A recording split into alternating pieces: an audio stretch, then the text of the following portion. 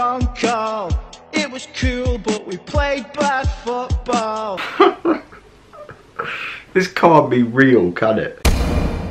Hi guys, and welcome back to Cheeky Sport. You're probably thinking, who the f is this guy? Well, you might recognise me from, you won't. You definitely won't. Basically, I'm going to be working with Cheeky Sport to produce some below par content for you lot, potentially, if this goes down well.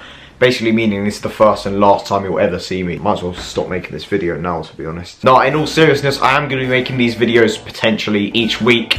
Where I just talk about footballing events, news stories, controversies that have happened recently.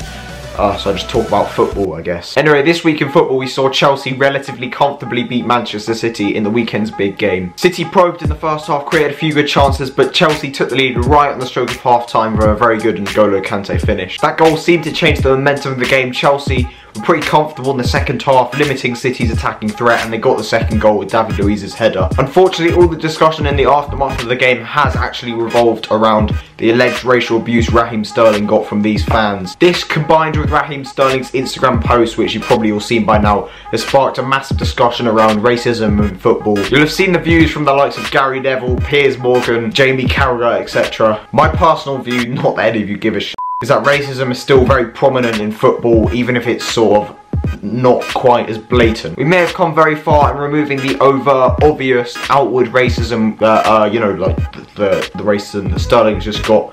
But obviously not anywhere enough, because in recent weeks there's been quite a lot of it. You know, Aubameyang had the banana thrown at him. So yeah, we've not come far enough, but that has definitely got better in the last probably 20-30 years or so. The sort of underlying undertones of racism that seems to have possessed journalists, you know, white middle-aged journalists, still exists massively in society, and is quite frankly, it's appalling. Now, if you're an avid reader of one of these tabloid newspapers, you know, The Sun, the Daily Mail, which, let's be honest, you're not unless you're over the age of 60 and are from Kent, in which case I'm a bit concerned that you're watching this video, you nonce. Yeah, if you are, weirdly, then you'll know about the ongoing agendas that these newspapers seem to have against Raheem Sterling. Raheem Sterling treats himself to a spot of breakfast after missing out on being crowned Young Player of the Year the night before at a PFA award. He did what? Have breakfast? What a Luke Shaw, Ross Barkley and Aaron Ramsey were all also nominated for that award in 2014, and nothing was made of it. They probably had breakfast, let's be honest, the next morning, and no articles was written, nothing was made of that.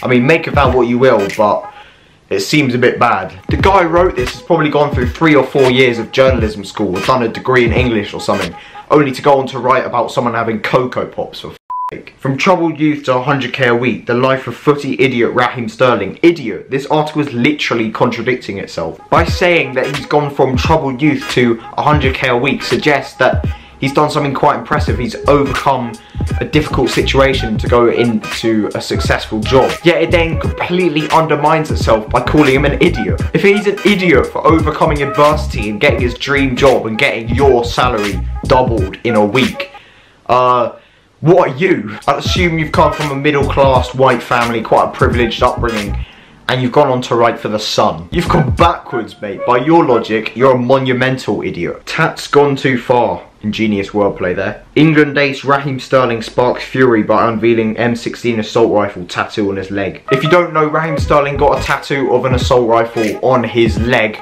to symbolise his dad, who was shot and killed by one of those guns, obviously. Which, if you don't agree with, fair enough, fair play. I don't really understand why you wouldn't, but if you don't, fair enough. But to suggest that it glorifies gun violence is ridiculous. If someone sees Raheem Sterling's got a tattoo of a gun and then goes out and commits a massacre with that same gun, it's not because he's been influenced by the tattoo, it's because he's got mental problems. It's like saying Piers Morgan became a nonce because he saw too much Jimmy Savile when he was a kid. No, he just likes kids. Actually, that doesn't really work, does it? Sterling didn't shoot anyone, and Savile, no one knew that Savile was a pedo. That's a terrible analogy. Also, why has this video just become nonce themed all of a sudden? Can I say all of this? Probably not. How have I gone from Sterling being racially abused to nonces? Yeah, that's really bad. Man City star Raheem Sterling spotted bargain hunting in Pound World. £44 million bargain loving Raheem Sterling's taste for Greggs. He loves pasties. Footballer Raheem Sterling has just paid 3.1 million followers for a house, but he still eats at Greggs. This is news. It's actually so bad, like it's so bad. There are probably several other footballers who enjoy a sausage roll from Greggs. I don't see why, because it's shit, but You know, I bet you Jordan Henderson likes a cheese and onion sandwich from Subway from time to time. You know, I wouldn't be surprised if Harry Kane enjoyed a Nando's from time to time. Probably plain, let's be honest. You could just imagine the headline when Harry Kane enters a pret-a-manger, you know, world-class striker and England golden boy stays true to his humble beginnings by entering unknown French cafe in poor community. When realistically he's just gone into the Pret toilet in Mayfair just to clean his mouth after dribbling all over it. Is that too far? That feels a bit too rude. Anyway, of course this is a very serious issue in society, and I did consider not talking about it, but I thought it is quite an important discussion to have just within society, and showing how, and I've tried to provide some evidence for you to sort of see how journalists are subconsciously racistly targeting black players, and it's true. Obviously it's quite a touchy subject, and I wanted to sort of portray it in a slightly more light-hearted way, because you've probably seen all of the serious views on it, and it is very serious, and I just wanted to provide the evidence. But yeah, I don't know, make of it what you will, but it's definitely not good.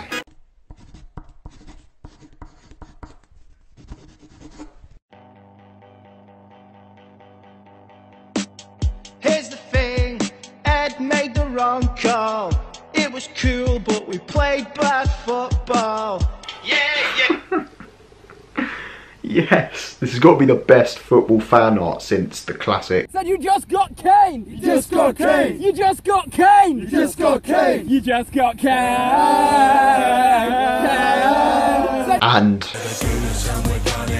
Arsenal are coming, never losing hope, we're making something out of nothing. And if you've ever watched Full-Time Devils, you'll know Andy Tate, famous for this. Next Tuesday, April Fool's Day, he's the biggest fool in Manchester, and that is you, David Moyes. You have lost the fans tonight. You don't deserve the fans. You don't deserve anything from this club. You got the job on a technicality of a legend who recommended you. You are nothing, you are a fool, and you are a waste of time. Good night. Well, he's now made it. He signed some mad brand deal with Oddschecker and has made this classic song. But we played bad football. Yeah. Oh, what a line. Just gets better every time. Since Fergie's gone, we was good back in our heyday, but Moisey went and signed Fellaini. Great use of the Manchester accent to create a rhyme. We were good back in our heyday, but then Moisey went and signed Fellaini. Doesn't quite have the same ring when I say it in this accent. Yeah.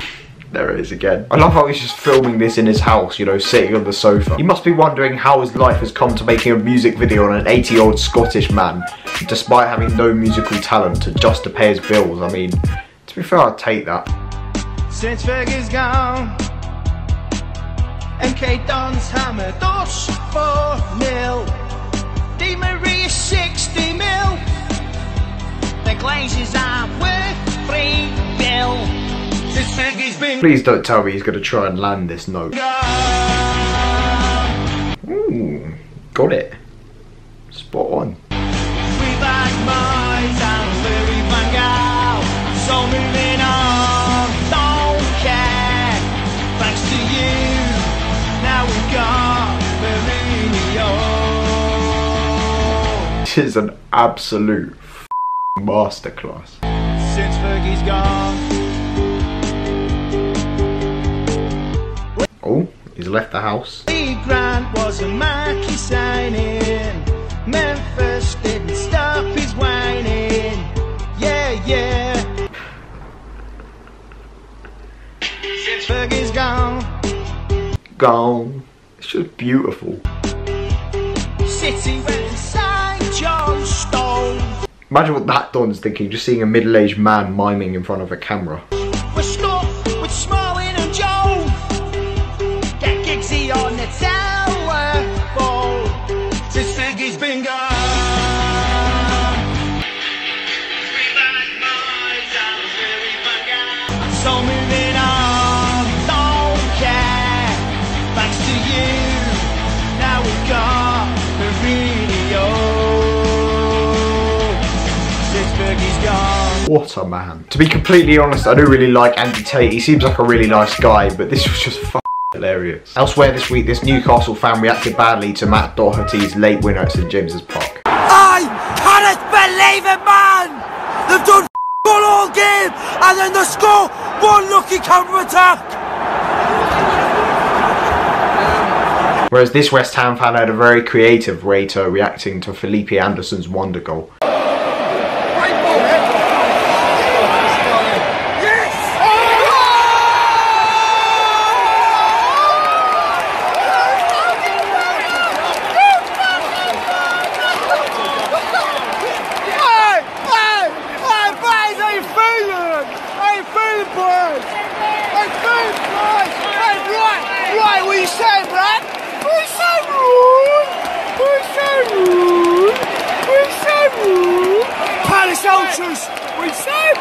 Also this week we saw an unfortunate epidemic of Alexa malfunctions. Alexa, who's the best football team in the world? Arsenal, of course. Alexa, what do you think of Tottenham? Alexa, what do you think of Tottenham. Alexa, who is Paul Pogba? A complete donkey who has absolutely conned Manchester United. Possibly the worst player ever to walk onto a football pitch. Useless Anyway, that is going to be it for this week. Obviously I have to mention, big up Harry Redknapp for winning I'm a Celebrity. If you did enjoy it, subscribe to Cheeky Sport, like the video, and subscribe to my channel. I make videos kind of similar to this. So yeah, if you find it vaguely interesting, which is probably not most of you, then maybe you might want to subscribe. So if you did enjoy it, please subscribe to both channels, and I'll see you in the next one.